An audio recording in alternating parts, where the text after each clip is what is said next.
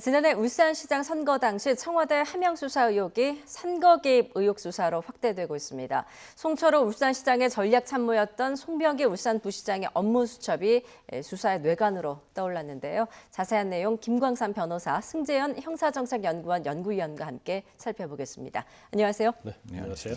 예, 자 김기현 전 울산시장이 검찰이 확보한 이른바 송병기 업무 수첩에 청와대 등의 선거 개입 정황이 담겨 있다라고 폭로를 했습니다. 먼저 김 전 시장의 발언을 듣고 이야기 나누겠습니다. 산재 모병의 예타 진행 과정 그리고 최종 탈락 과정은 매우 의도된 프로그램에 따라 진행이 되었다.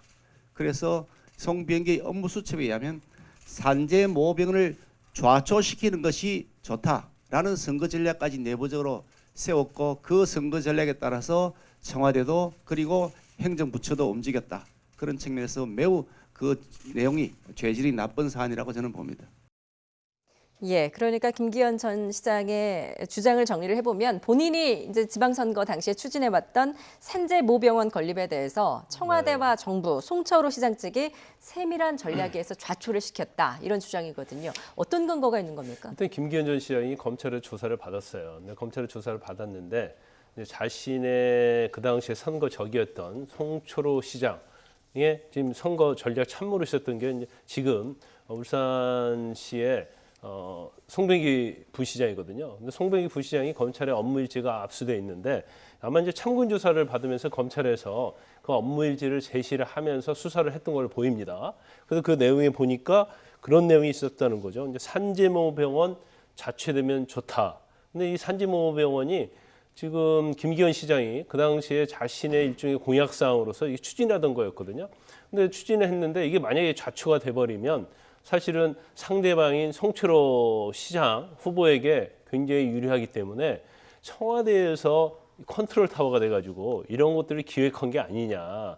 더군다나 그 업무일지 내용에 보면 그런 내용도 나와 있다고 그래요. 그러니까 대통령이 임종석 비서실장을 통해서 송철호 후보를 출마시키는 그런 내용도 적혀 있다고 하니까 예. 그럼 이제 김기현 시장 입장에서는 송철호 당시의 후보를 출마를 시키고 거기에 대해서 자기의 공약사항을 좌초시키고 또 뭐 경찰청 통해서 하청 수사를 하게 해서 자기를 계획적으로 조직적으로 낙마시켰다 이렇게 주장을 하고 있는 겁니다. 예, 일단 이제 검찰이 좀 더 들여다봐야 될 것 같기는 한데 실제로 이제 지난해 지방선거가 있었던 그 5월에, 그러니까 지방선거를 한 달 정도 앞둔 시점에서 김 전 시장이 이제 공약으로 내세웠던 산재모 병원 건립 사업 실제로 예비 타당성 사업에서 탈락되지 않았습니까? 당시에 어떤 과정이 있었던 건가요? 사실 분명히 말씀드리는 것은 예비 타당성 심사는 반드시 필요하고 이거는 국민의 예산이 잘못 사용된 것을 방지하기 위해서 기획재정부에 있는 타당성 심사과와 그다음에 저희들이 KDI라고 이야기를 하죠. 한국개발연구원 공공투자관리센터에서 이제 확인을 하고 그걸 어떻게 확인하는가 하면 비용 대비 편익 을 확인해서 비율을 계산합니다. 비율을 계산해서 0.8%에서 1.0% 사이에 나오면 이 사업은 예비 타당성이 있다. 이래서 이제 심사를 하는 건데 이러한 심사 과정에서 과연 어떠한 불편이나 부당이 있었느냐를 확인해야 되는데 지금 사실 송병기 그 부시장의 수첩에 나와 있는 내용이기 때문에 그 수첩이 어느 정도까지 진실인지는 알 수가 없는 거잖아요. 거기에는 뭐 예를 들어 좌초라는 말이 나온다 할지라도 그게 그 부시장의 뭐 머릿속에 있는 생각인지 아니면 이 선거 전략을 만들기 위한 나름대로의 어떤 아이디어인지를 모르기 때문에 아마 저 검찰과 그다음에 수사를 하는 당국에서는 과연 이것이 적법하게 예비 타당성 심사에서 탈락됐는지 아니면 의도적으로 탈락됐는지를 확인하기 위해서 조사했는 것이고 KDI에서 나와 있는 내부 문건에서는 예비 타당성 심사가 0.73% 그러니까 약 0.7% 정도가 모자라서 예비 타당성 심사에서 탈락되는 걸로 보이니까요. 예. 이 부분에 대해서 적법하게 탈락된 거면 전혀 문제가 없는 것이고 그 사이에 만약에 문제가 있다면 그거는 검찰에서 수사를 통해서 밝혀야 되는 대목이라고 생각을 합니다. 예, 그래서 이제 검찰이 기획재정부 그리고 한국개발연구원 KDI를 압수수색하지 않았습니까? 네. 이건 이제 산재 모병원의 이제 예비 타당성 탈락시킨 거와 이제 관련이 있다고 볼 수 있고요. 근데 이제 검찰은 지금 수사의 방향은 지금 그 송병기 부시장의 그 업무 일지를 가지고 지금 수사를 하고 있는 거예요. 그래서 중요한 것 중에 하나가 이제 산재모병원을 왜 탈락시켰는지 이제 그 부분을 알기 위해서 압수수색을 한 건데 예. 일단 아까 말씀하신 것처럼 기획재정부에는 앱이 타당성 심사과가 있고요. 그다음에 KDI는 앱이 타당성을 조사하는 부서예요. 그러니까 앱이 타당성 조사를 할지 여부는 기획재정부 심사과에서 결정을 하고 그래서 조사하는 걸로 되면 이제 KDI에서 조사를 하는데 그 자체에서 앱이 타당성 결국 탈락이 됐잖아요. 거기에 이제 청와대의 어떤 영향력이 있었는지 여부. 예. 그게 제일 이제 중요한 걸 검찰이 들여다보고 있는 거고 두 번째는 앱이 탈락 통보를 사실 선거 6.13 지방선거 있기 16일 전에 이걸 결정을 해버렸거든요.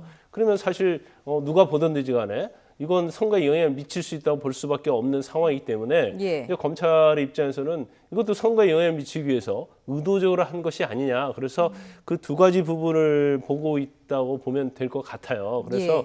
일단은 뭐 검찰 자체에서는 이거에 대해서 어떤 타당성 결과가 또 조작될 수도 있지 않느냐. 이것까지 보기 위해서 압수수색을 이번에 한 거죠. 예, 그렇군요. 당시 이제 송철호 후보 같은 경우에는 공공병원을 유치 공약으로 내세웠고 실제로 당선된 이후에 산재 전문 공공병원을 유치했습니다. 그래서 이제 송 시장의 당선을 돕기 위해서 청와대가 영향력을 행사한 게 아니냐라는 지금 그런 게 계속 나오고 있는 거거든요. 어떻게 보십니까? 사실 저는 잘 모르겠습니다. 제가 예. 울산에 안 살아봤기 때문에 잘 모르겠는데 가장 중요한 거는 울산은 저희 노동자들이 굉장히 많은 곳이고 울산은 아마 박근혜 정부 때부터 이러한 어떤 공공병원의 설립이 수건 사업이라고 생각을 하고 있다라고 이제 언론에서 나오고 있습니다. 사실 지금 우리가 논의하고 있는 산재모병원이나 아니면 혁신공공병원이나 그 지역에서 있던 수건 사업이고 그 노동자들의 생명과 안전을 지켜주는 사업이라면 반드시 필요한 사업이라는 점에 대해서는 누구도 이론의 여지가 없는 것 같아요. 다만 그것이 A라는 후보자와 B라는 후보자들 사이에 같은 내용의 같은 의미였는데 한쪽에서는 예비 타당성 심사가 진행되어서 탈락이 되었고 예. 한쪽 당사자는 예비 타당성 심사까지 없었다. 그게 면제되었다. 이런 점 때문에 다소간이 좀 어색하고 불편한 점이 있는 것은 사실이에요. 하지만 예. 그것이 적법한 절차에 따라서 이루어진 것이라면 그 어색함은 법정 범위, 법의 범위 내에서 허용된 범위라면 문제가 없는 것이고 방금 저희들이 논의하고 있다시피 사실 이 부분은 수사하는 과정 속에 있는 거기 때문에 저희들이 맞다 틀리다 말할 수 없는 부분들이거든요. 예. 그렇기 때문에 만약에 예비 타당성 심사가 면제되었는 지금의 시장의 어떤 혁신 공공병원에 대한 예타 면제가 문제가 있다면 그 부분 분명히 들여다봐야 되는 거죠. 왜냐하면 그것이 선거 개입의 문제로 들어가는 것이고 만약에 선거 개입의 문제가 된다면 이 부분은 굉장히 엄중한 문제가 될 수 있는 거거든요. 저번에도 예. 말씀 올렸다시피 분명히 국민 주권이 대표되는 대의제에 대한 직접적인 영향을 끼치는 거기 때문에 그 부분에 대해서는 검찰이 진짜 한치의 의심점 없이 반드시 명명백백하게 밝혀야 되는 대목이라고 근데 이 생각합니다. 부분은 이제 이런 검찰이 이제 보는 시간이 이거예요. 이제 산재모병원은 이제 김기현 당시 시장의 공약사항이 있잖아요. 예. 근데 예비 타당성 조사에서 탈락을 했단 말이에요. 그리고 이제 송철호 시장 같은 경우는 그 당시 그 공공병원이 공약이었어요. 그래서 이거와 관련해서 이제 청와대까지 가서 그 균형발전 비서관과 뭐 상의를 하고 이런 내용들이 다 나오고 있어요. 그러니까 김기현 시장총은 이것은 공약 자체도 청와대하고 다 상의해서 한 거 아니냐 그런 의혹을 예. 제기하고 있고 그다음에 또 하나는 산재모병원이나 그다음에 송 시장이 이제 당선이 된 다음에 산재 전문 공공병원으로서 이게 사실은 에비타스 면제가 되거든요. 예. 그렇기 때문에 같은 산재병원인데 어떤 거에 대해서 에비타당성에서 불합격시키고 어떤 것은 에비타당성 조사를 아예 하지 않느냐. 이제 그 부분에 문제가 있다고 제기를 하는 거죠. 그래서 이러한 내용도 사실은 업무일지에 나와 있기 때문에 검찰에서도 비교를 해가면서 수사를 할 것이고 그렇다면 그 과정에서 청와대와 아니면 현 송철호 부시장과의 어떤 관련성이 있었느냐 그러면 같이 협의를 한 거냐 이제 이런 부분을 들여다보고 있는 거죠. 예, 그렇군요. 일단 기재부는 선거와는 상관없이 정상적인 업무를 했다라고 선을 긋고 있습니다. 실제 어떤 근거로 예비타당성 조사에 하나는 떨어지고 붙었는지 좀 검찰이 면밀하게 들여다봐야 될 것 같다는 생각이 듭니다.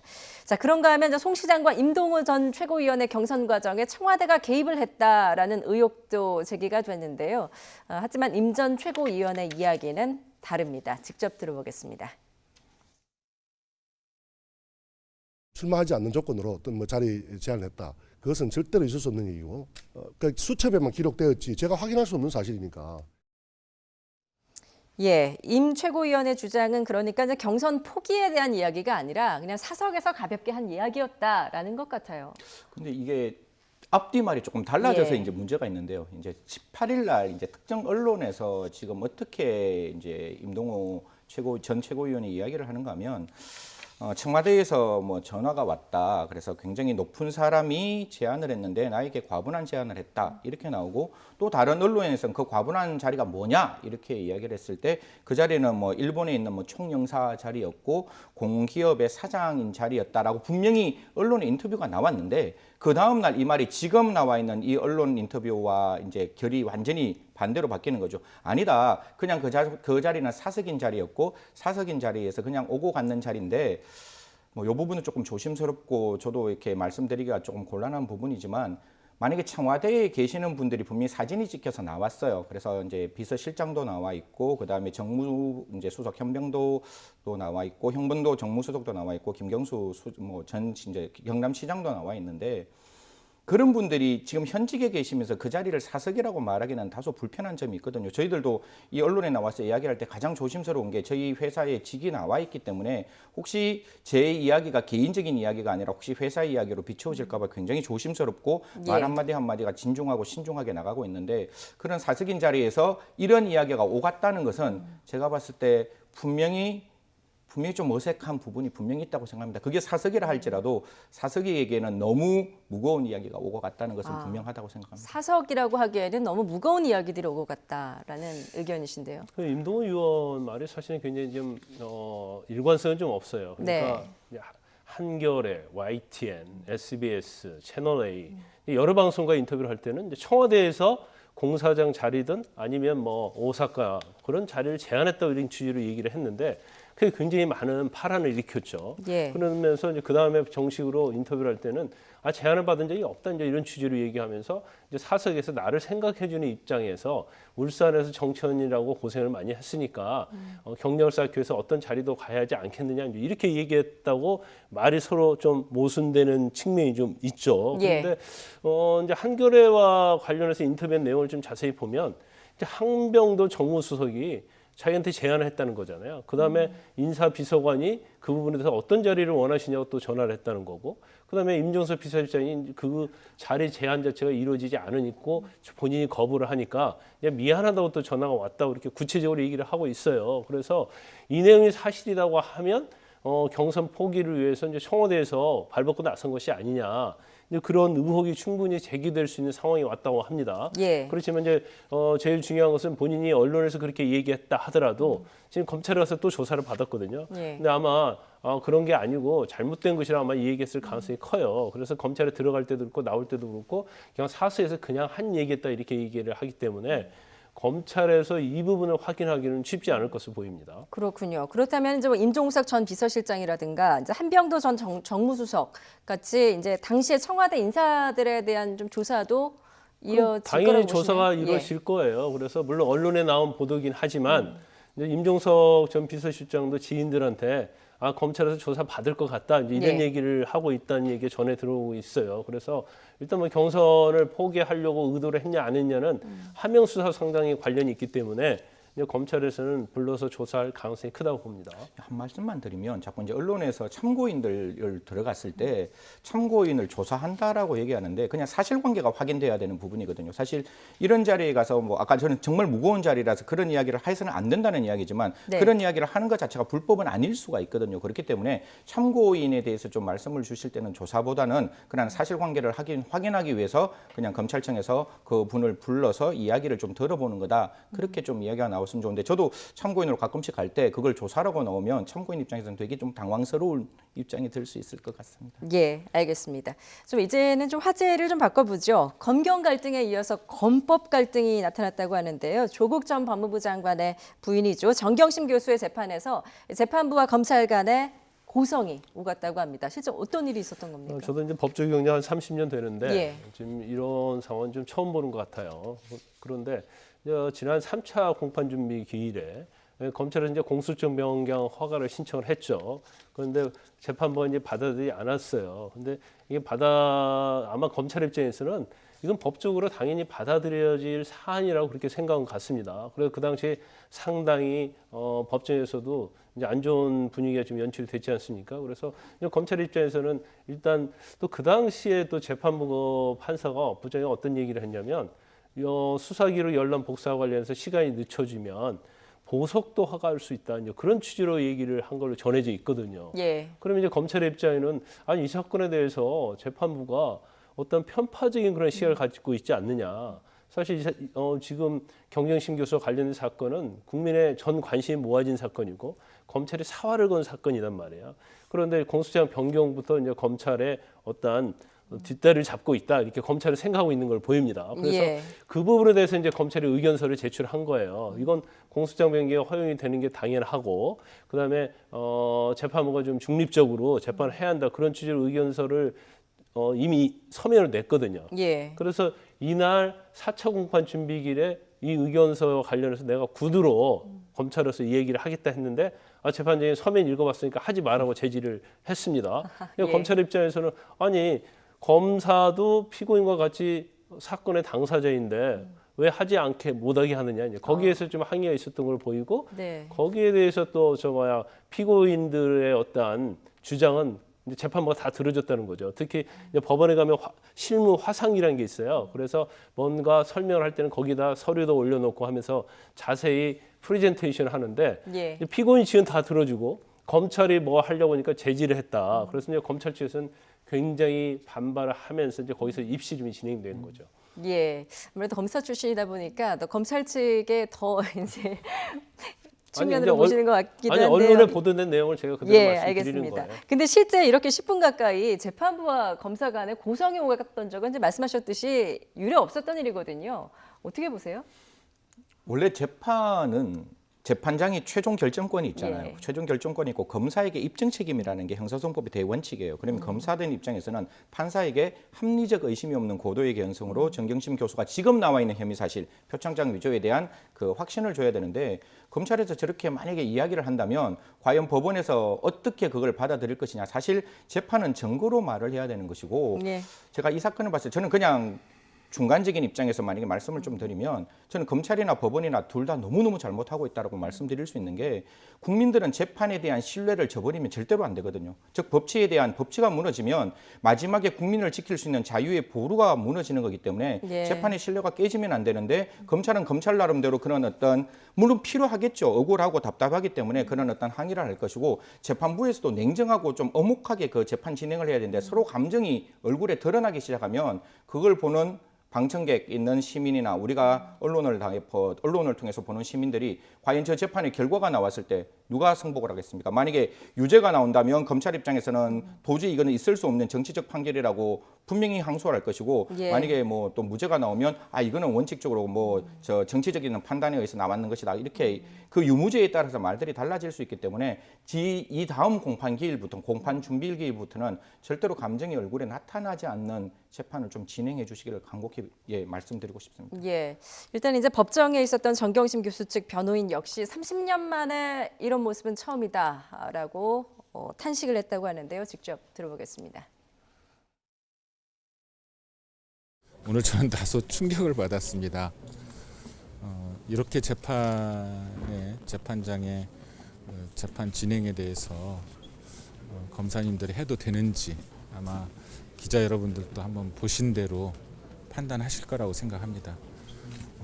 이 모든 것이 또 하나 우리 사법 현실을 보여주는 하나의 역사의 한 현장이 아닌가라는 생각이 듭니다.